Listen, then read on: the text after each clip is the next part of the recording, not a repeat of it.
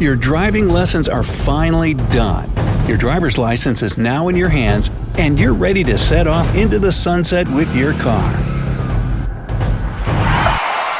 There's such a feeling of excitement when you first sit behind the wheel, on your own, independently, to start your new journey as a driver. But you see, all the excitement aside, there's a lot of responsibility when it comes to driving.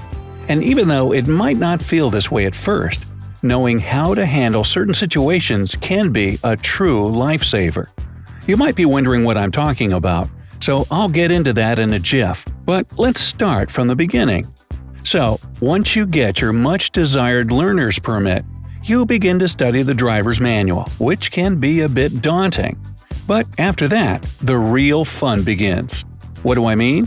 You get your first hands-on experience in a parking lot, and if you do well enough, you can take it to the road. You might even graduate to the highway level on the same day. But let's not get ahead of ourselves, because doing things at your own pace is key to progressing as a driver. Even with the slightest experience you get as a new driver, you might already feel like you know everything about the road. But at the same time, there's this little annoying voice in the back of your head nagging you in a parental tone. Do I really know enough to be a responsible driver? Well, there's a high probability that that nagging voice is really trying to warn you that you need more experience to feel confident enough, and it's probably right.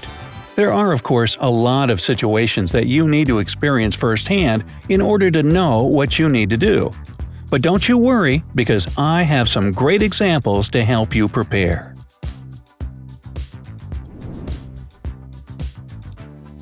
Number 1. Driving in bad weather. Whether you're driving in rain, blinding fog, ice, or a thunderstorm – sounds like fun, huh? You should know that bad weather conditions can truly affect the way you drive and how your vehicle responds. It's not enough just to drive when it's nice and sunny outside. Good experience comes from driving in all sorts of weather conditions. So don't be afraid to practice in bad weather, just be more careful. For example, when it's raining, make sure your headlights are on, even in the daytime.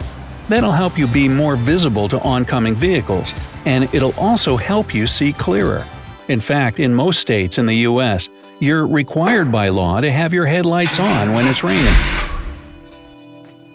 When you're driving in heavy rain, make sure you drive slowly. As I said earlier, not only do you have limited visibility in those situations, but there's another danger called hydroplaning. Most vehicles rely on the friction between the tires and the surface of the roads to change directions and speed. Those grooves that you see in the tires of your vehicle are designed to get rid of excess water beneath your tires, thus giving your tires enough friction to continue in wet weather. But during heavy rain, the tires aren't able to keep up with all the excess water. So the water pressure in the front wheels forces a large amount of water to go under the leading edge of the tire, forcing it to lift off the road. Then the tire slides around on the surface of the road, sometimes barely touching it. And if this happens to all the tires because of the large pools of water in the roads, it might cause them to lose control. And yes, that would be bad. Driving slowly allows more time for the tires to get rid of the water and obtain friction, thus preventing you from having an accident. In this situation, you don't have time to panic, but you need to act fast. First, take your foot off the gas and don't attempt to slam on your brakes just yet, because this can result in an uncontrollable skid. What you need to do instead is get a good grip on your wheel and try to keep it straight. After a few split seconds, you should be able to gain control of your car again. Sometimes these sorts of situations can terrify new drivers, so they might want to take defensive driving courses to gain some experience in bad weather conditions. In fact, most racetracks around the US promote these classes, which allow you to drive on slippery roads and help you recover from crazy spinouts. That does sound like fun. That, however, doesn't mean that when it's nice and sunny, all is well. The sun can cause accidents too.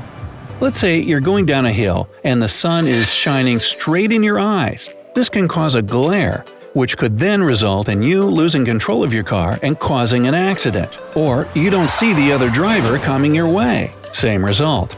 So always wear sunglasses and keep your visor down when it's needed. But that's not enough. Make sure you go slower in these conditions to give yourself enough time to react when you need to. Also, you need to keep in mind that glare can temporarily blind you. If that happens, steer to the side of the road and wait until you regain your bearings and the fogginess fades. Speaking of fogginess, let's not forget the real difficulty when you're driving in fog. Foggy spells can be truly unexpected, especially during the fall, when patches of fogginess appear around the roads in the morning. In this situation, always keep your headlights on and be alert.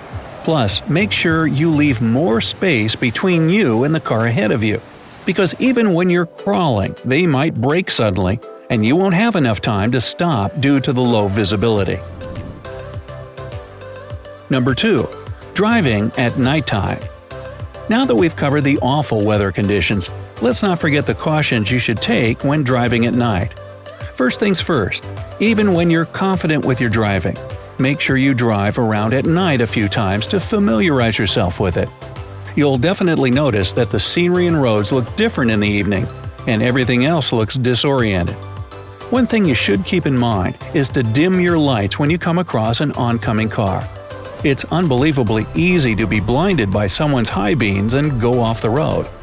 If you're driving behind a car with your bright lights on, dim them as well, because you might blind the driver in front of you through their mirrors. It might seem too obvious, but always drive at or just below the speed limit in the evening to avoid any accidents. When you drive over the speed limit, especially in the dark, you risk overrunning the safe stopping distance that your car requires. Sometimes, there could be pedestrians or animals in the road that aren't visible until you get really close to them. So keep yourself and others around you safe. Always be more alert when driving at night. Number 3. Running off the road. Now that we've covered the situations you need to be more cautious in, let's move on to what you need to do when your car accidentally runs off the road.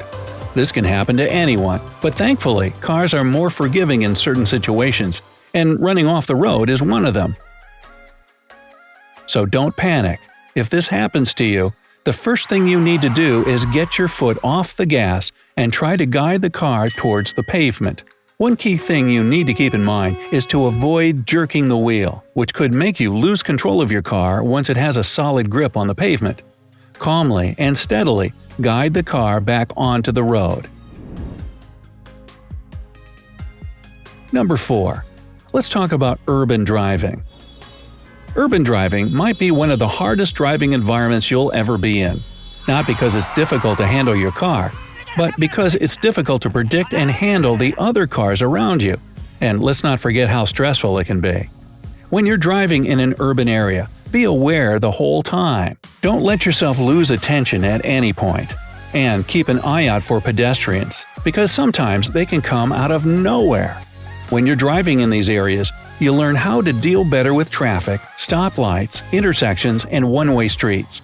But once you have enough urban driving experience interacting with other cars, you'll understand better what your own capabilities are. Number 5. Don't forget the interstate driving. Now that we've left the urban driving areas, let's move to the interstate, which is a bit trickier than it seems. Driving on the interstate teaches you what driving in heavy traffic conditions really feels like. And one thing that you'll learn from that is how to merge with the rest of the traffic, how to change lanes correctly, and how to take an exit. When changing lanes, you need to make sure you check your mirrors for fast cars and motorcycles approaching from behind you. You should learn to look over your shoulder as well, and make sure there are no other vehicles in your blind spot. Turn your indicators on, and slowly and steadily merge with the rest of the traffic like a true champion. Okay guys, for all you experienced drivers out there, what advice would you give to people who just got their license? Please let me know in the comments below. Hey, if you learned something new today, then give this video a like and share it with a friend. But wait! Don't go jumping into the fast lane just yet! We have over 2,000 cool videos for you to check out. Just click on this left or right video and enjoy. Stay on the bright side of life.